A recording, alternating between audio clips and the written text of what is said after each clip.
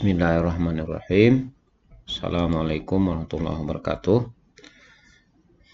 Anak-anakku yang saya hormati, apa kabar? Semoga semua dalam keadaan sehat walafiat. Baik, anak-anak sekalian, pembelajaran ISKI pada hari ini tentang sejarah Islam di China.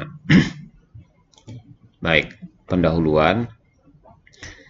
Banyak kaum muslimin yang belum mengetahui sejarah Islam dan kaum muslimin di negeri Cina atau Tiongkok, khususnya yang kita di Indonesia ini yang belum belajar sejarah secara mendetail ya, sejarah Islam. Sebenarnya hubungan penguasa China atau dinasti-dinasti pada sejarah kekuasaan di China dengan kaum muslimin di China itu terjadi pasang surut. Ada kalanya hubungannya mesra, bagus gitu ya, dan ada kalanya tidak mesra gitu. Mudah-mudahan dari materi ini nanti banyak pelajaran yang bisa kita petik dari sejarah Islam di negeri China ini. Anak-anak sekalian, falsafah hidup orang China ya, itu mereka orang China itu terbuka gitu ya, fleksibel, mudah menyesuaikan diri, kemudian menjaga nama dan marwah keluarga. Jadi marwah keluarga itu juga benar-benar dijaga gitu ya. Kemudian memelihara tradisi dan silsilah keluarga. Jadi mereka sangat memperhatikan gitu ya, tradisi, nilai-nilai, budaya-budaya luhur mereka, dan juga silsilah keluarga. Mereka tahu silsilah keluarganya itu sampai ke beberapa tahap ya, seperti orang Arab juga ya. Orang Arab juga itu silsilah keluarga itu sangat penting. Kalau kita orang Indonesia ini kurang memperhatikan silsilah keluarga gitu ya. Paling kita tahu ayah kita sampai kakek atau nenek kita. Tapi kalau sudah di atas nenek atau kakek kita, kadang kita sudah tidak tahu. Namun orang China itu ada kecenderungan tidak kuat dalam agama ya. Contoh misalnya kadang-kadang mereka boleh apa aja agama itu ya, apa Kristen, Katolik, Buddha gitu ya. Atau kadang-kadang anaknya, kalau dia punya anak silahkan dibebaskan saja mau pilih agama yang mana gitu ya. Tapi mereka kuat memegang tradisi. Kemudian rajin, kuat bekerja ya, rajin, kuat atau bekerja, dan suka berniaga. Kita lihat sekarang kemajuan di negara Tiongkok ya. Orang-orang China di sana, Chinese di sana itu fisiknya kuat, kinerjanya luar biasa gitu ya. Kalau membangun sesuatu, misalnya membangun jalan, jembatan, rumah sakit, gedung gitu ya, cepat sekali. Kemudian banyak yang sukses dalam berniaga. Lalu pandai memanipulasi. Maksudnya dalam arti positif ya. Orang China itu kalau ada produk-produk baru dari Eropa gitu ya, dari Jepang atau dari mana, mereka ATM gitu ya, amati, tiru, modifikasi. Misalnya mobil gitu ya, atau produk IT gitu, misalnya laptop atau handphone gitu. Kalau harganya yang bukan China itu harganya mahal. Kalau produk China cenderung harganya lebih murah. Mobil juga gitu. Jadi cepat sekali mereka amati, mereka tiru, modifikasi, nanti harganya jauh lebih murah. Kemudian menggerakkan ekonomi setempat. Nah, di mana ada orang China biasanya ekonominya maju ya. Kalau di Jakarta itu banyak, di Jakarta Barat, di Jakarta Utara, di Kelapa Gading gitu ya, di Pantai Indah Kapuk sana, di Glodok gitu ya. di mana banyak orang China biasanya ekonominya bergerak karena mereka pandai berniaga. Kemudian pandai beradaptasi tadi ya. Misalnya mudah diterima ya di mana-mana itu. Mereka ramah gitu ya, pandai beradaptasi. Kadang kita sebut ada China Surabaya gitu ya, pakai bahasa Jawa Surabaya gitu ya. China Semarang ya pakai medok gitu bahasa Semarang gitu ya. Atau China Medan ya pakai bahasa Medan gitu ya. Nah, di Pontianak dia juga bisa cakap Melayu gitu. Tapi di internal keluarga mereka kadang masih memelihara bahasa ibu ya, bahasa asli mereka, berbicara di keluarga sesama mereka. Baik, perasaan kagum dan juga cemburu merupakan dua sisi mata uang gitu ya dalam menilai orang China sebagaimana masyarakat atau suku yang lain. Jadi mereka juga satu sisi memiliki kelebihan yang banyak, di sisi lain juga punya kekurangan gitu ya. Orang China sebenarnya adalah golongan yang mudah didekati. Mereka bersikap ramah dan mudah dekat, sehingga dengan sikap tersebut mereka sangat sukses dalam melakukan perdagangan di mana-mana. Jadi kalau kita ke toko China itu dilayani dengan sangat ramah gitu ya. Dijelaskan barang itu, kelebihannya, fungsi-fungsinya gitu ya. Kadang-kadang tidak ada istilah tidak ada gitu ya. Kalau mereka tidak punya, mereka bilang tunggu sebentar, saya carikan. Nah, itu ramah sekali. Dia cari tempat lain, akhirnya barang itu ada gitu ya. Kebutuhan kita terpenuhi. Dan biasanya harganya juga lebih murah. Baik. Nah, ini secara umum gambaran dinasti ke dinasti dalam kekuasaan China. Misalnya ini ada era dinasti Tang ya, dinasti Tang 618 sampai 709. Lalu pindah ke dinasti Sung 960 sampai 1279, lalu ganti lagi dinasti Yuan 1279 sampai 1368, ganti lagi dinasti Ming 1368 sampai 1644, ganti lagi dinasti Manchu ya 1644 sampai 1912 ya, sampai sekarang. Nah, ini pasang surut hubungannya, separuh masanya berhubungan baik dengan Islam, separuhnya lagi memusuhi Islam ya, terutama yang dinasti yang merah ini, ketika mereka punya paham komunis ya, berpaham komunis yang tidak ramah dengan agama apapun ya. Nah, baik, pada dinasti Tang 1618 sampai 709 ini itu era kedatangan Islam ke China. Ya, jadi era kedatangan Islam ke China itu tahun 651. Pada era inilah Nabi SAW bersabda, "Utlubul ilma walau bisin," tuntutlah ilmu walaupun ke negeri Cina. Ya. Pada masa Nabi masih hidup 632 itu sebelumnya ya. Ketika Nabi masih muda gitu ya. Nabi lahir kan 570, wafat 632. Nah, jadi sebelumnya ini, nah, berarti ini di era sebelumnya, Nabi Muhammad itu kan mendapat kepercayaan membawa dagangan, ya, dagangan pamannya, kemudian nanti dagangan Khadijah yang akan menjadi istrinya nanti ke Syria, ya, ke Damaskus. Nah, itu ada kemungkinan menurut ahli sejarawan Nabi itu bertemu gitu ya dengan pedagang-pedagang Tiongkok atau enggak produk-produk dari Tiongkok. Nah, sehingga Nabi mengatakan produk Tiongkok yang sudah maju, sehingga Nabi mengatakan tututlah ilmu walaupun ke negeri Cina. Baik, kita jelaskan dari dinasti ke dinasti ya. Sejarah masuknya Islam ke China itu hadir lebih dari 1400 tahun yang lalu.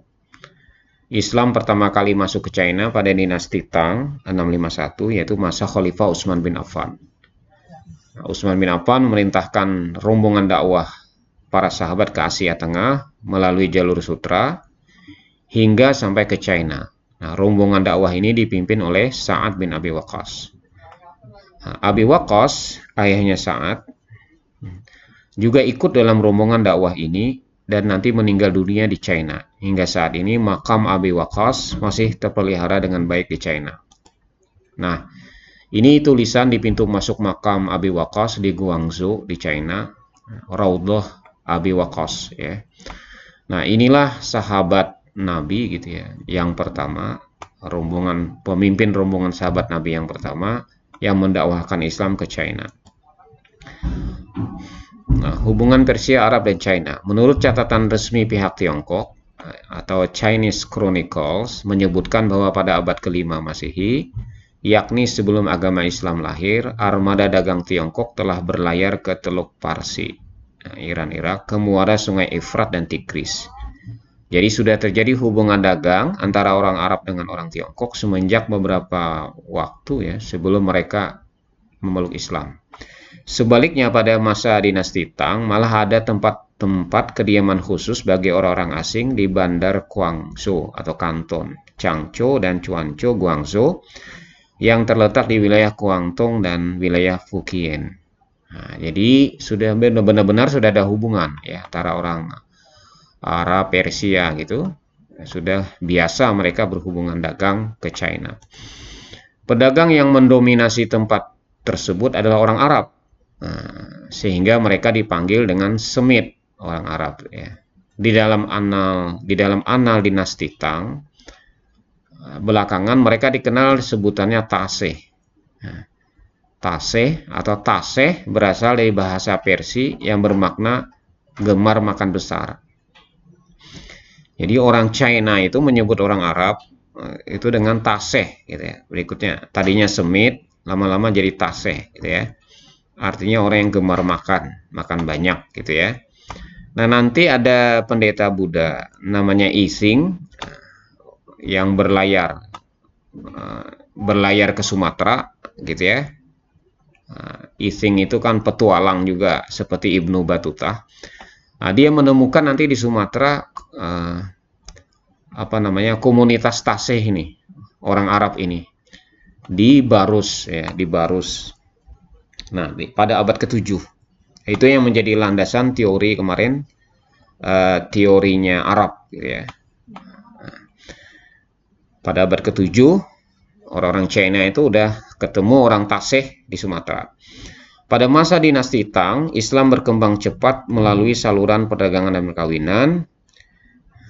Ini sama kita ya, perdagangan perkawinan. Kemudian telah berdiri masjid dengan menara yang tinggi di Kanton di era dinasti ini. Nah, dinasti Tang ini sudah ada berdiri masjid. Ini kata sejarawan namanya Fatimi.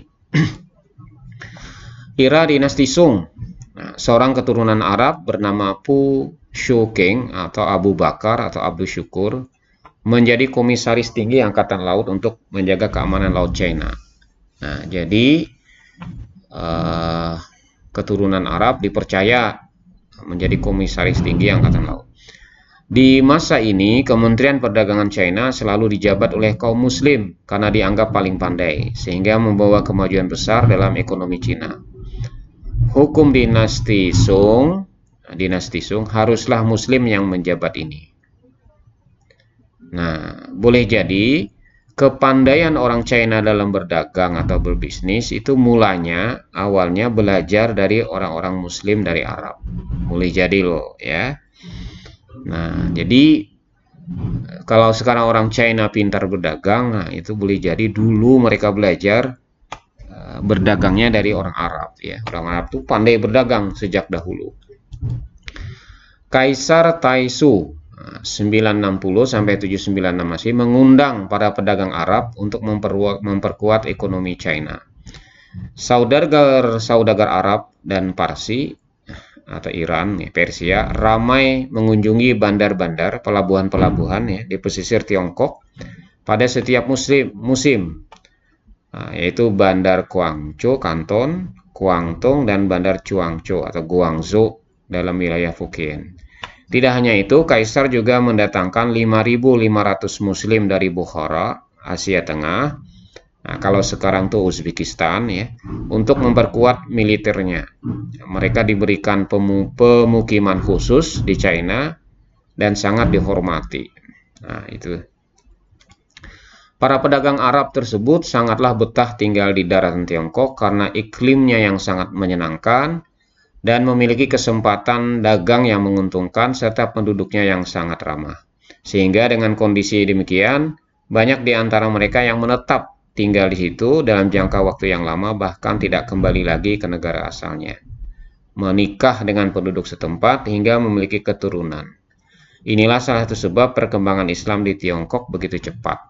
Nah, jadi jauh sebelum Islam datang ke Indonesia, ke Nusantara ini, China lebih dulu ya, lebih dulu Islam itu berkembang dengan cepat. Era dinasti Yuan. Dinasti Yuan berasal dari Mongol ya, Mongolia. Mereka berniat ingin menaklukkan dunia. China negeri pertama yang mereka serang. Dinasti Sung akhirnya tumbang, ditaklukkan oleh dinasti Yuan dari Mongolia ini. Dinasti Yuan memerintah dengan kejam. Penguasa Mongol itu malah menempatkan seorang prajurit pada setiap rumah orang Cina dan hanya membolehkan sebilah pisau dapur untuk setiap 10 orang keluarga. Hidup mereka sangat menderita selama kurang lebih 89 tahun dalam kungkungan kekuasaan Mongol yang tak berperadaban itu. Pada akhirnya kaum pionir muslim bangkit menentang kaum tirani tersebut. Maka tumbanglah dinasti Yuan. Maka terbentuklah dinasti Ming pada masa berikutnya. Jadi ada peran umat Islam ya. Umat Islam dalam turut serta mengusir penjajah ya, orang Mongol dari China gitu ya. Nah, jadi dinasti Yuan dari Mongolia itu berhasil diusir, maka terbentuklah dinasti Ming. Dinasti Yuan pada masa awal. Pada masa awal pemerintahan sangat menghormati orang Islam dan kaum muslim di China. Kenapa begitu? Karena orang-orang muslim itu orang-orang yang kompeten ya, cakap, punya kecakapan di berbagai bidang. Ahli dalam berbagai bidang ya, peradilan, astronomi, kedokteran. Oleh sebab itu, banyak posisi penting masih dipegang oleh orang-orang muslim. Jadi, dinasti Yuan yang dari Mongol itu pada masa awalnya setelah menaklukkan masih menghormati orang Islam. Orang Islam dari berbagai penjuru Tiongkok aktif memainkan peranannya dalam menyebarkan misi ilahiyah sehingga lambat laun banyaklah orang yang memeluk agama Islam. Oke. Masjid-masjid pun berdiri di berbagai sudut kota dan provinsi. Inilah yang menimbulkan suatu ungkapan pada dinasti Yuan yang berbunyi, "There are Muslim everywhere under the sky in Yuan." Nah, Yuan dinasti. Dimanapun berada di bawah kolong langit ada orang Islam pada masa dinasti Yuan, gitu ya. Nah, tetapi di luar China sana, orang-orang Mongol itu, Genghis Khan dan keturunannya, yaitu Hulagu Khan, justru memerangi kaum muslimin. Jadi dia ke Asia Tengah dan ke Asia Barat, ke Timur Tengah, nanti menyerang Abbasiyah. Nah, jadi kita jadi ingat lagi, Abbasiyah itu runtuh diserang oleh tentara Mongol Hulagu Khan. Jadi di China sana dinasti Yuan masih akrab dengan orang Islam, gitu ya, dibantu banyak pejabatnya oleh orang Islam. Tapi di Asia Tengah dan Asia Barat, orang-orang Mongol itu menyerang dinasti Islam yaitu Abbasiyah. Nah, kemudian belakangan mereka juga memusuhi kaum muslim. Akhirnya orang Cina dan muslim, karena memusuhi orang muslim, karena menaklukkan Abbasiyah dan sebagainya, orang muslimnya juga udah tidak mau lagi bekerja sama dengan dinasti Yuan. Nah, akhirnya orang China, orang pribumi, orang China dan muslim bersatu melawan Mongol dan berhasil mengusir Mongol keluar dari wilayah China. Jenderal Ko Zihin adalah seorang muslim yang memimpin pemberontakan mengusir tentara Mongol keluar dari wilayah China. Konon, tembok China itu dibangun di bawah pimpinan jenderal seorang muslim yang bertujuan agar orang Mongol itu tidak kembali lagi ke wilayah China. Nah, nanti Anda coba baca-baca lagi latar belakang pembuatan The Great Wall gitu ya. Tembok besar China yang sampai sekarang jadi tempat wisata itu. Nah, ini menurut konon menurut catatan sejarah itu ada bantuan dari jenderal seorang muslim dalam pembangunan tembok itu yang tujuannya untuk agar supaya tentara Mongol tidak bisa lagi balik ke wilayah China. Oke. Kemudian dinasti Ming ya. Jadi umat Islam berhasil mengusir, umat Islam bersama-sama orang China, orang lokal China, pribumi China berhasil mengusir dinasti Yuan. Nah, maka berdirilah dinasti Ming. Era dinasti Ming adalah era hubungan manis ya, hubungan mesra antara China dengan kaum muslim. Ming artinya kota yang bercahaya. Menauladani Rasulullah ketika mengubah nama Yasrib menjadi Madinah Al-Munawwarah. Al-Munawwarah itu yang kota yang bercahaya. Nur Munawwarah ya. Dinasti Ming dipimpin oleh Kaisar Chu Yuanzhang atau dikenal dengan Emperor Chu. Istrinya adalah seorang muslimah yang diumumkan menjadi ratu dengan panggilan Ratu Ma. Nah, ini jangan-jangan neneknya Jack Ma. Jack Ma itu keturunan dari Ratu Ma gitu ya. Atau Empress Ma. Islam memperoleh perkembangan yang pesat pada masa dinasti Ming, bukan hanya bagi pendatang namun bagi keturunan Han yang paling dominan di negeri tirai bambu itu. Tindakan atau kebijakan yang pertama dilakukan oleh Kaisar Chu Yuanzhang setelah merebut kota Nanking ialah membangun masjid. Ini rasa terima kasih dia ya kepada orang-orang muslim yang membantu mengusir tentara Mongol. Pertama membangun masjid dan didedikasikannya masjid itu untuk kaum muslimin, dan dia bikin sajak ya. Ada sebuah sajak yang terdiri dari 100 kata, 100 huruf Tionghoa yang dipahat di masjid tersebut. Di China terdapat 42.000 buah masjid.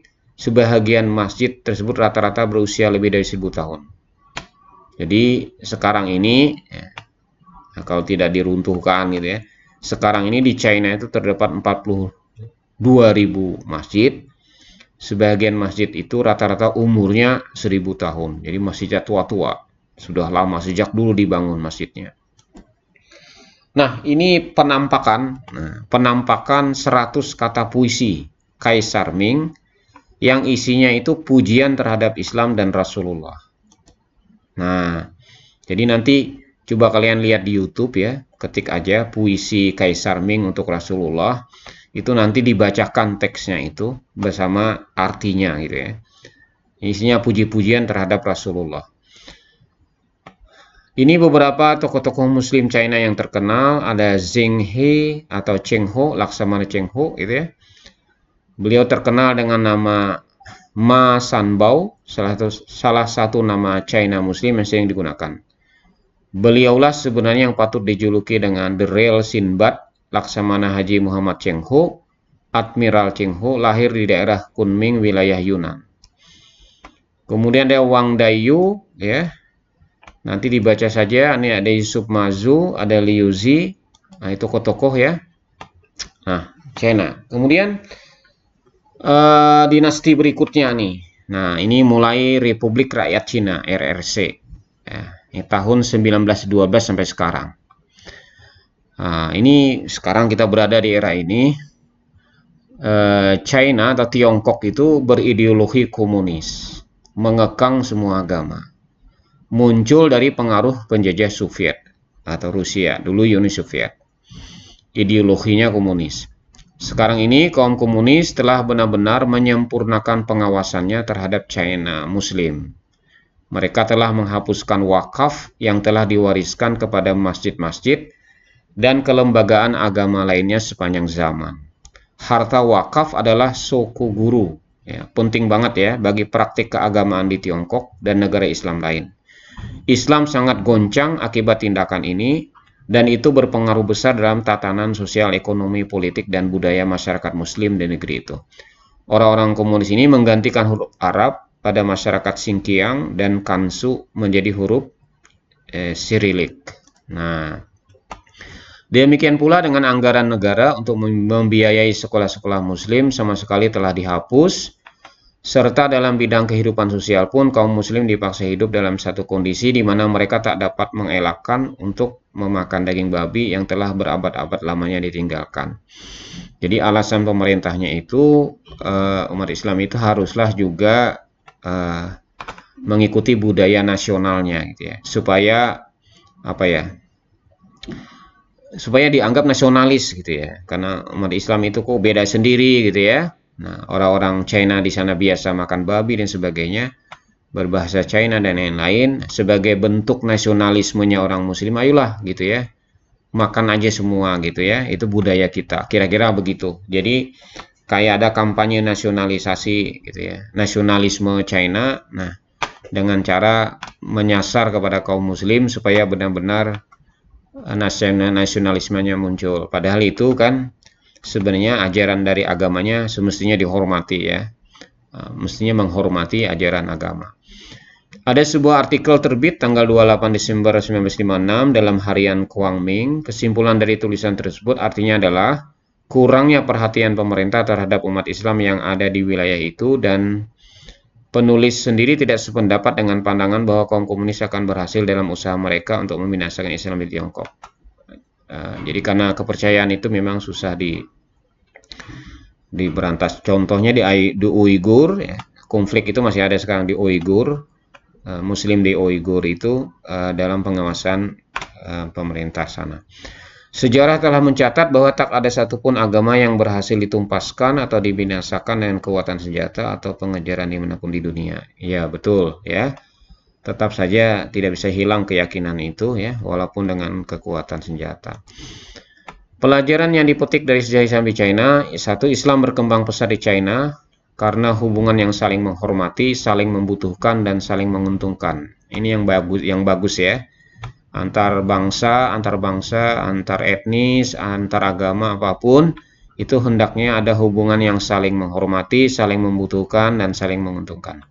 Umat Islam di China memiliki keimanan yang kuat, akhlak yang mulia, dan memiliki kompetensi serta profesionalitas yang tinggi dalam bekerja yang tidak ada bandingnya pada waktu itu. Nah, ini patut dicontoh ya. Umat Islam itu seperti umat Islam di Cina mestinya punya kompetensi, punya kinerja yang kuat ya, punya prestasi di berbagai bidang. Sehingga dari dinasti ke dinasti umat Islam selalu dibutuhkan perannya dalam pemerintahan dan dalam kehidupan bermasyarakat. Ini yang kita butuhkan ya, dimanapun umat Islam berada itu hendaknya orang-orang yang kompeten, ya, orang-orang yang berdedikasi tinggi, orang-orang yang sukses di berbagai bidang, orang-orang yang berprestasi, sehingga dimanapun dia tinggal itu dihormati orang ya. Kemudian kata kunci dalam berdakwah adalah keimanan, akhlak mulia, berilmu luas, berkinerja yang sangat baik gitu ya. Berkinerja yang sangat baik, loyalitas tinggi pada kebenaran, dan berstatus sosial ekonomi yang baik. Nah, ini kata kuncinya, pelajaran yang kita petik dari sejarah Islam di Cina. Sesungguhnya Allah menciptakan kita dari laki-laki dan perempuan dan menjadikan kita bersuku-suku dan berbangsa-bangsa agar kita saling kenal mengenal. Jadi umat Islam itu lintas etnis, lintas demografi, lintas geografis gitu ya. Nah, itu karena kita diciptakan bersuku-suku, berbangsa-bangsa untuk saling mengenal. Manusia paling mulia di sisi Allah adalah yang paling tinggi ketakwaannya. Semua muslim adalah bersaudara, apapun suku dan kebangsaannya. Nah, demikian, terima kasih. Mudah-mudahan bermanfaat. Ini daftar pustakanya, silakan nanti dipelajari. Kalau ingin memperdalam, baca-baca sumber sumber referensinya di sini. Demikian, terima kasih anak-anakku semua. Semoga bermanfaat. Terima kasih. Kalau ada pertanyaan nanti kita diskusikan lagi ya. Silakan dicermati lagi, dibaca ulang. Nanti kita ketemu, bisa diskusi lagi. Terima kasih. Assalamualaikum warahmatullahi wabarakatuh.